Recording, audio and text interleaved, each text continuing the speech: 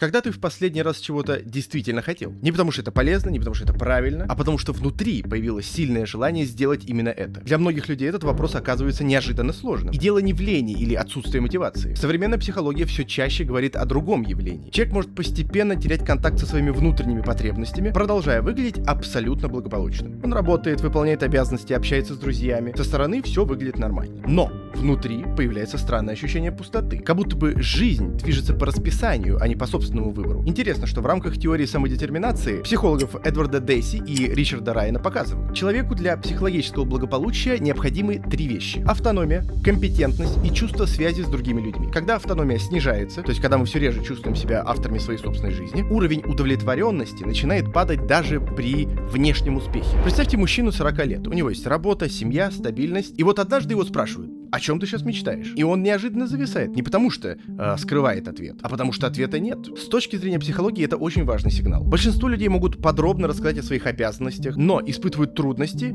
когда речь заходит об их собственных желаниях. И происходит это, разумеется, не за один день. Сначала исчезает любопытство. Затем становится меньше вещей, которые искренне увлекают. Потом новые возможности перестают вызывать интерес. А затем человек почти перестает задавать себе вопрос: чего хочу я? Вместо этого появляется другой вопрос: что я должен сделать сегодня? Наш мозг любит экономить энергию, поэтому он постепенно превращает повторяющиеся действия в автоматические привычки. Это, безусловно, полезно, когда речь идет о чистке зубов или вождении автомобиля. Но проблема возникает тогда, когда на автопилот переходит вообще вся жизнь. Именно поэтому многие люди обнаруживают, что последние несколько лет пролетели буквально как один день. Лайфхак от психолога. Попробуйте сегодня вечером выполнить простое упражнение. Запишите 3 действия, которые вы сделали за сегодняшний день, потому что надо. А затем хотя бы одно действие, которое сделали, потому что действительно хотели. Если второй пункт вызывает затруднение, это уже важная информация о вашем текущем состоянии. Потому что потеря желаний редко начинается с кризиса. Обычно она начинается с момента, когда голос собственных потребностей становится тише голоса обязанностей. Часть 2. Как люди теряют связь со своими желаниями. Большинство людей не могут назвать момент, когда начали терять связь с собой. Почему? Да потому что это происходит постепенно. Сначала человек выбирает то, чего от него ожидают родители. Потом ориентируется на мнение друзей. Затем появляются требования работы, семьи и общества. И однажды оказывается, что все важные решения почти всегда принимаются через вопрос «что правильно?» вместо «чего хочу я?». Психологи называют это смещением от внутренней мотивации к внешней. И чем дольше человек живет по чужим ожиданиям, тем сложнее ему слышать собственные желания. Современные исследования показывают интересную закономерность. Люди редко жалеют о том, что попробовали и ошиблись. Гораздо чаще они жалеют о том, что так и не решили сделать то, что было для них действительно важно. Причина проста. Наш мозг намного легче принимает неудачу, чем многолетнее ощущение упущенной возможности. Именно поэтому многие кризисы 30 и 40 лет связаны не с возрастом, а с вопросом: а я вообще жил своей жизнью? Представьте эксперимент. Если бы сегодня исчезли все оценки, лайки, требования начальства и мнения знакомых, чем бы вы занимались завтра? Для многих этот вопрос оказывается неожиданно трудным. И это не потому, что у них нет желаний. Просто они слишком долго тренировались замечать чужие запросы и редко прислушивались к собственным. Существует еще одна ловушка, которую психологи называют синдромом отложенной жизни. Человек постоянно убеждает себя, что жить начнет позже. После диплома, после повышения, после покупки квартиры, после решения финансовых проблем. Но проблема в том, что мозг быстро привыкает переносить жизнь на потом. И через несколько лет ожидание становится образом жизни. Человек все время готовится жить, но так и не начинает. Лайфхак от психолога. Попробуйте выполнить упражнение «Мои 5%». Не нужно резко менять жизнь. Просто спросите себя: какое маленькое действие я бы мог сделать уже на этой неделе исключительно для себя? Почитать интересную книгу, попробовать новый навык, поехать в незнакомое место, позвонить человеку, с которым давно хотел созвониться. Исследования показывают, что чувство контроля над жизнью возвращается не через большие решения, а через маленькие самостоятельные выборы. И здесь возникает главный вопрос. Если желания никуда не исчезли, почему со временем начинает казаться, что нас больше ничего не радует? Почему даже приятные вещи приносят все меньше удовольствия? Чтобы ответить на этот вопрос, нужно разобраться в том, как современная среда влияет на работу нашего мозга. Именно об этом мы поговорим дальше.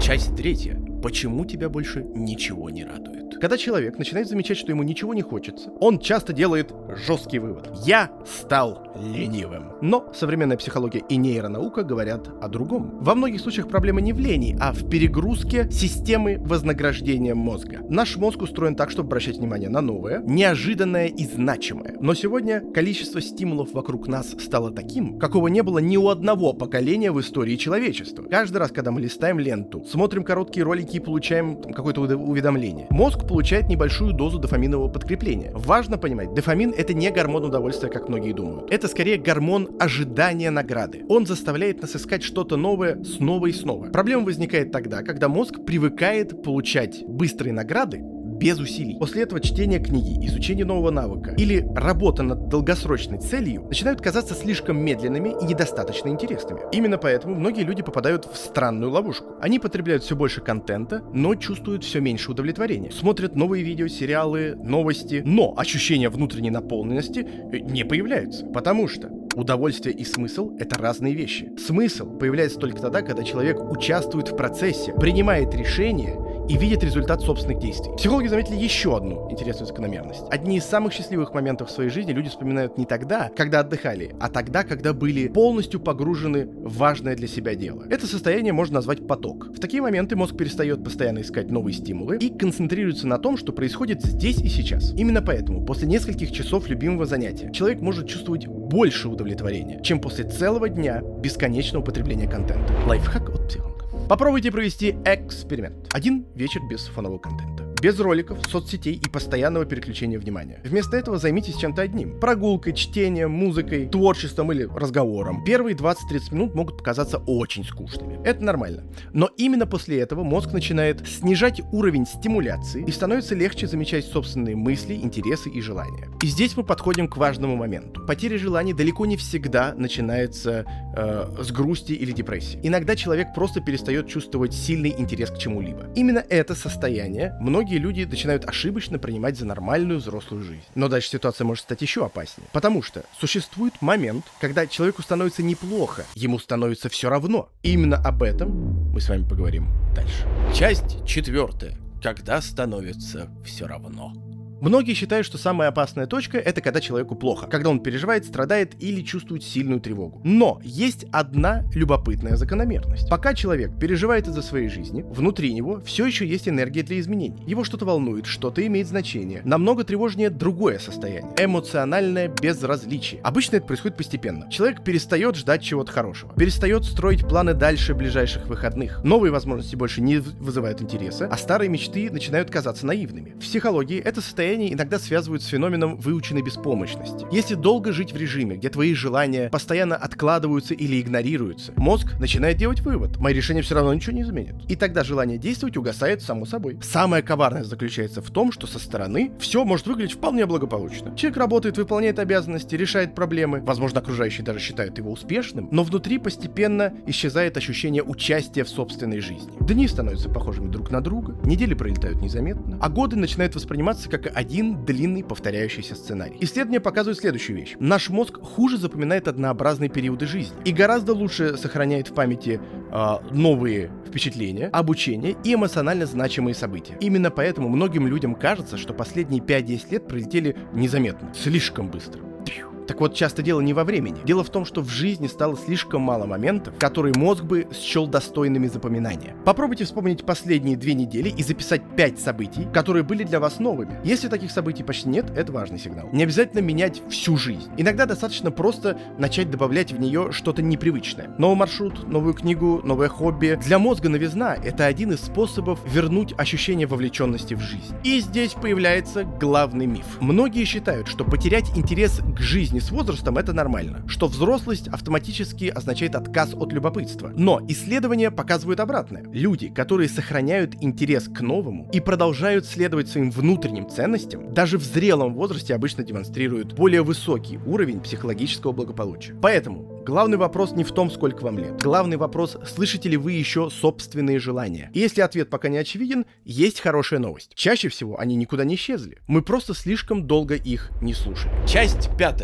Как вернуть свои желания? Если во время этого видео вы узнали себя хотя бы в нескольких моментах, то сейчас может возникнуть закономерный вопрос. Дяденька, а что делать? Что вы тут рассказываете? Можно ли вернуть связь со своими желаниями, если кажется, что она давно потеряна? Хорошая новость заключается в том, что в большинстве случаев желания никуда не исчезают. Они не ломаются и не пропадают. Просто со временем их голос становится настолько тихим, что его перестает быть слышно за шумом обязанностей, тревог и бесконечных задач. Здесь многие совершают ошибку. Осторожно. Они начинают искать мотивацию. Смотрят вдохновляющие видео, читают книги по достижению успеха, ставят новые цели. Но мотивация — это крайне нестабильный ресурс. Она приходит и уходит. Гораздо важнее другое — контакт со своими ценностями. Люди чувствуют больше энергии не тогда, когда заставляют себя действовать, а тогда, когда они понимают, зачем они это все делают именно для себя. Поэтому возвращение к желаниям начинается не с вопроса «чего я хочу от жизни?». Для человека, который давно живет на автопилоте, этот вопрос может оказаться слишком сложным. Лучше начать с вопроса гораздо проще. Что вызывает у меня хотя бы небольшое любопытство? Именно любопытство часто становится первым сигналом возвращения к себе. Не страсть, не вдохновение, не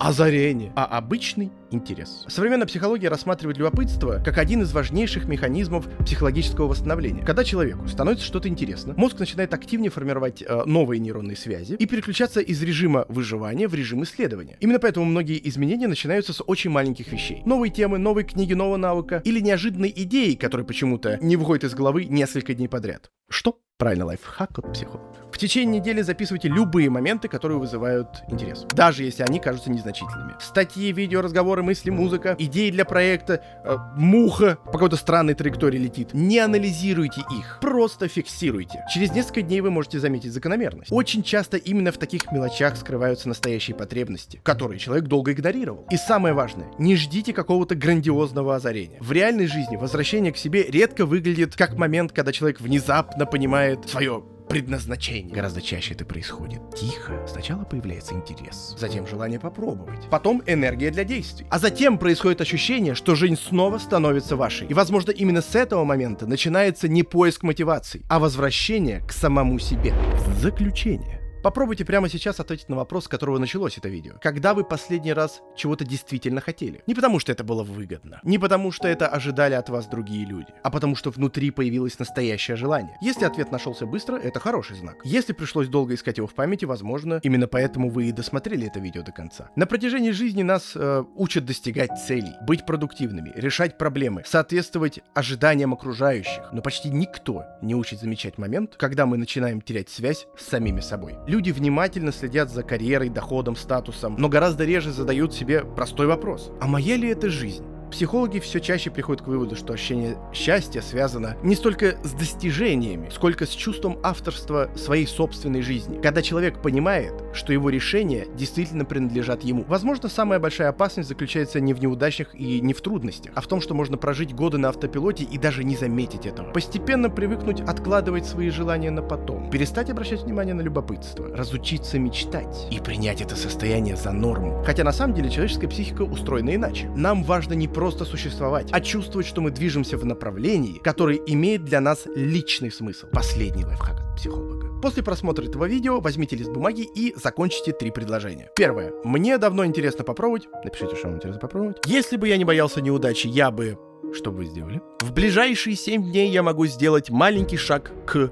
Напишите к чему. Не ищите идеальных ответов. Пишите прям вот первое, что приходит на ум. Иногда именно такие простые вопросы помогают услышать то, что мы слишком долго игнорировали. Я хочу оставить вас с одной мыслью. Возможно, ваши желания никуда не исчезли. Возможно, они все это время были рядом. Просто слишком долго ждали, когда вы снова обратите на них внимание. По сути, человек и есть внимание. Поэтому напишите в комментариях. Если бы сегодня исчезли все ожидания окружающих, все страхи и все бесконечные «надо», что бы вы захотели сделать на самом деле? Возможно, именно с ответа на этот вопрос начинается путь обратно к себе.